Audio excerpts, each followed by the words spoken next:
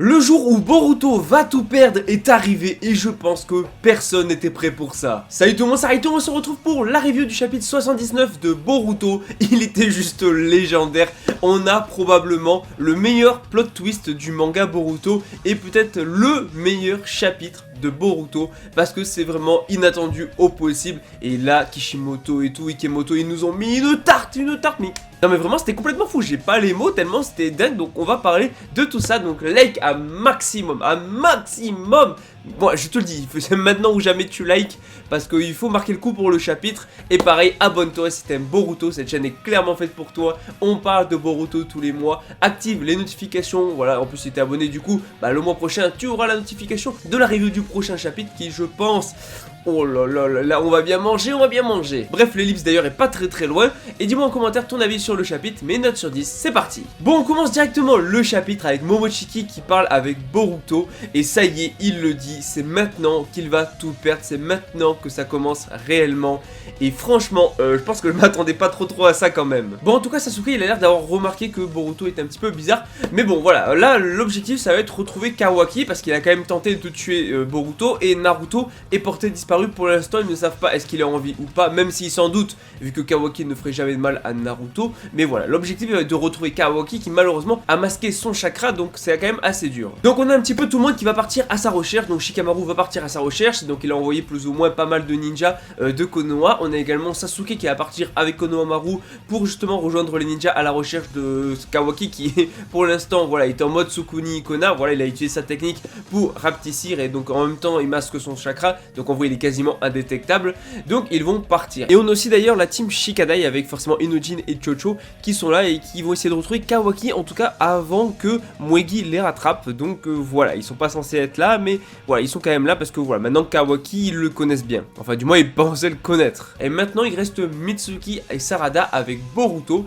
et Mitsuki en fait il a trop la haine de fou, ça se voit sur son visage. Voilà, il peut pas pardonner à Kawaki ce qu'il a fait à Boruto, et donc du coup, et même à Naruto, mais surtout Boruto vu que c'est son soleil. Donc Mitsuki va partir et donc forcément Boruto il va s'inquiéter pour Mitsuki qui est parti seul et va demander à Sarada de l'envoyer chercher et récupérer et accompagner même Mitsuki. Bon en tout cas voilà, Kawaki il en peut plus et tout, donc ça y est, fin du Sukuni Kona, il va retrouver sa taille normale et donc là ils vont beaucoup plus facilement pouvoir le retrouver. Mais on a Eida qui grâce à son Senrigan a pu justement le retrouver avant les autres, elle a pu le localiser et donc elle va s'en aller directement. Voilà, elle se barre hasta la vista, elle s'envole et elle passe au-dessus des murs du village. Et donc elle se casse directement chercher Kawaki, en tout cas le retrouver. Daimon qui va essayer de la suivre, mais lui il peut pas voler comme elle, donc il va tenter de la suivre tant bien que mal. Et pendant justement on a tout le monde qui part à la recherche de Kawaki, on a également Shikamaru qui va discuter avec Amado. Et voilà, Shikamaru il le dit, on peut pas garantir la survie de Kawaki parce que là voilà, c'est clairement un acte de trahison, il est allé beaucoup trop loin. Amado essaie quand même de le convaincre de pas le tuer, déjà parce que c'est le réceptacle du coup de sa fille, voilà, qui est morte et qu'il veut ramener. Donc Shikamaru comprend, compatit, mais en même temps là on est dans un cas de force majeure où Kawaki a kidnappé le 7ème Hokage, a tenté de tuer le fils du 7ème Hokage. Donc maintenant l'heure n'est plus à la parole, ce qui va faire un petit peu péter un câble Amado. Bon en vrai il a l'air assez sincère sur ça. Et on va avoir un truc intéressant, en fait une conversation intéressante sur le Kawaki avec Eida. Bon là Kawaki est littéralement le perso le plus détesté de Boruto je pense par les fans après ce chapitre, même si pour moi justement en termes d'écriture c'est un très bon personnage. Mais c'est sûr qu'au vu de ses actes et de ce qu'il a fait dans le chapitre, il y a de quoi avoir la haine. Et surtout j'ai de la peine de fou pour Boruto, on va en parler après, mais j'ai trop de peine pour Boruto, le pauvre juste il va morfler vraiment. En tout cas voilà, Kawaki va vriller complètement, encore une fois il veut protéger le 7ème Hokage et il n'est pas prêt à prendre le risque que justement Boruto se retrouve libre, et donc Momoshiki aussi est libre, donc à tout moment en fait Momoshiki reprend le contrôle et donc là il s'attaque soit au 7ème Hokage, soit directement à Konoha qui voulait justement protéger Kawaki. Donc en fait il peut pas se permettre ça, sachant que c'est le fils du Hokage, en fait personne ne pourra l'arrêter, personne n'osera le tuer, justement parce que c'est Boruto, le fils du Hokage. Et donc du coup voilà, au final le seul qui peut le tuer, qui est capable de le faire, c'est lui en fait. Et j'avoue ça me fait de la peine en vrai, parce que justement Kawaki il se remémore Boruto, qui lui fait le right et tout, qui lui fait yes mon bro et tout. et en fait il voit cette transition avec le Boruto qu'il aimait bien et la transition avec Momoshiki, et donc en fait il n'arrive pas à passer au-delà le fait que Boruto reste un Motosuki, qu'à tout moment Momoshiki reprend le contrôle et en tout cas, il a une occasion de tuer Naruto ou de détruire Konoha. Ça, il peut pas se permettre ce moindre truc. Et là, il va littéralement péter un câble. Il va partir sur Eida et tout. Et il va partir en mode, ouais, voilà, c'était un étranger. Ben, au moins, tout le monde s'en foutrait. Voilà, il y aurait pas de gens pour le pleurer et tout. Là, il va partir, genre, super loin. Au point de souhaiter juste que ça soit un simple étranger et que justement, personne ne puisse pleurer la mort de Boruto. C'est juste horrible. Même Eida, qui tu vois, est amoureuse de Kawaki. Elle est en mode, stop Kawaki. Ne dit pas des choses pareilles. Même elle, tu vois, au fond d'elle, elle a un peu de mal à voir, parce que voilà, elle est amoureuse de Kawaki, mais elle voit aussi, je pense, que Kawaki est en train de vriller un petit peu. Même si, bon, elle fera quand même tout ce qu'il veut, puisque de toute façon, elle est trop amoureuse de lui. Et là, ça va partir dans un délire avec un pouvoir de fou furieux, parce que Eida, du coup, qui va attraper, donc, du coup, avec ses mains, la tête de Kawaki, et les deux se regardent. Et là, activation du pouvoir de Eida, du vrai pouvoir de Eida, parce que le pouvoir de charme de Eida, en fait, s'élevait à quelque chose de bien plus puissant que ce qu'on avait vu jusqu'à maintenant. Et là, c'est ouf, son pouvoir est juste totalement dingue, totalement cheaté, totalement incroyable en fait.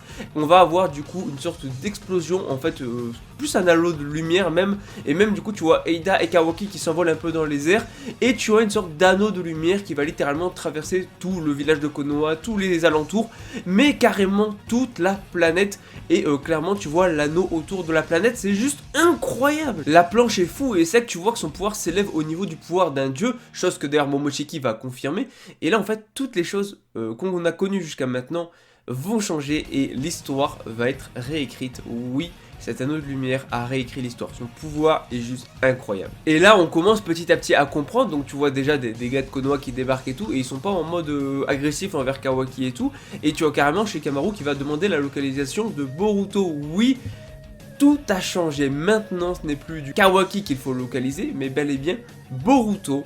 Et on a donc Mitsuki et Sarada qui vont partir forcément à la poursuite de Boruto, puisque c'est leur objectif et tout. Sarada qui comprend pas trop pourquoi est-ce qu'ils sont en train de localiser Boruto, alors que c'est Kawaki qui sont censés le localiser normalement. Et là, c'est ouf, parce que du coup, Sarada et Mitsuki arrivent auprès de Boruto, et donc Mitsuki qui passe directement en mode Sennin. Ouais, directement le mode Sennin, mais en fait, depuis le début dans le flash forward, ce n'était pas pour battre Kawaki, c'était pour affronter Boruto. Oui, Mitsuki qui s'en prend à son soleil, tout simplement parce que du coup, Boruto est considéré comme un simple étranger, mais ça j'y reviendrai un petit peu après au pouvoir de Eida.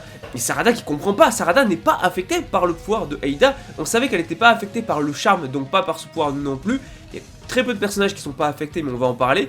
Et même par rapport à la suite, l'ellipse, c'est ce qui pourra arriver. Donc voilà, Mitsuki attaque Boruto, et Mitsuki lui demande une dernière question. Voilà, est-ce que tu sais où est-ce qu'il est le 7ème Hokage? Boruto ne sait pas et tout, ne comprend pas la situation. Mitsuki l'attaque, Sarada essaye tant bien que mal de lui dire mais qu'est-ce qui te prend Mitsuki, parce que elle n'est pas affectée non plus. Et là on a Momoshiki qui va nous expliquer pas mal de choses et tout, parce que oui voilà, il y a très peu de gens qui sont pas affectés par ça, mais surtout c'est ça la vraie nature en fait du pouvoir du charme de Eida. C'est une sorte de pouvoir divin, et clairement voilà, elle ne peut pas elle-même le contrôler apparemment, et c'est limite, en fait voilà, c'est un pouvoir digne d'un dieu. C'est une technique divine d'omnipotence. Oui, on a vraiment la technique la plus cheatée du manga. C'est l'ultime pouvoir que seuls les dieux omniscients et omnipotents peuvent contrôler. C'est une technique divine. Et là il nous apprend des trucs de fou, parce qu'il dit carrément que c'est avec ce pouvoir là que les dieux ont créé le monde. C'est juste énorme, et que du coup en fait c'est une sorte de langage de programmation pour la création.